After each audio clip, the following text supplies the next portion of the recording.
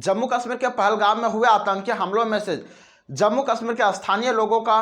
कहना है, तो पहला बात है कि ऑन कैमरा किसी से बात ही नहीं करना चाहते, क्योंकि वहाँ के स्थानीय लोगों द्वारा, वहाँ के और भी जो आतंकवादी संगठन है उन लोगों द्वारा क्या होता है कि उन लोगों को काफ़ी ज़्यादा परेशान कर दिया जाता है, इसलिए वो लोग ऑन कैमरा किसी से बात ही नहीं करना चाहता है। अब दूसरी बात क्या है कि वहाँ के लोग यदि ऑफ कैमरा बात भी करते हैं किसी से थोड़ा मोड़ा, तो क्या कहते हैं, सबसे बड़ा वहाँ पर सरकार को दोष ठहराया जाता है, क्योंकि सरकार का सीधे सीधे मानना है कि जिस तरह से भी मुस्लिम समुदाय के लोग वक्फ बिल को लेकर, वक्फ बोर्ड को लेकर क्या हुआ कि एक साथ एकजुट होकर और पश्चिम बंगाल में क्या कर रहा है कि प्रोटेस्ट कर रहा था, उससे ध्यान भटकाने के लिए क्या किया है कि हिंदुओं को एकजुट करने के लिए धर्म पूछकर वहां पे दंगा करवा दिया गया है, या फिर हमला,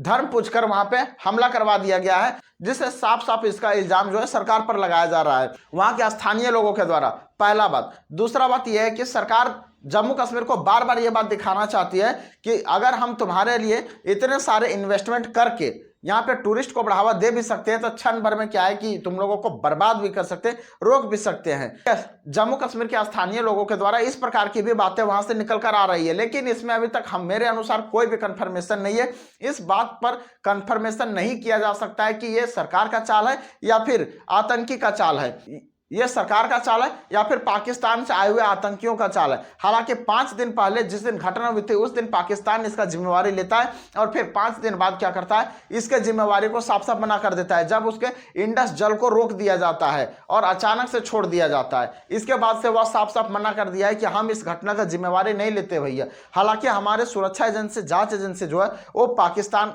और जम्मू कश्मीर में अभी भी जांच के लिए जुड़ी हुई है। अब इनके जांच के बाद ही ये साफ साफ इसका निष्कर्ष निकल सकता है। हालांकि अभी जम्मू कश्मीर में टूरिस्टों को रोक दिया गया है, वहां से सारे टूरिस्ट को क्या है कि जम्मू कश्मीर से घर भेजने की परमिशन दे दी गई है।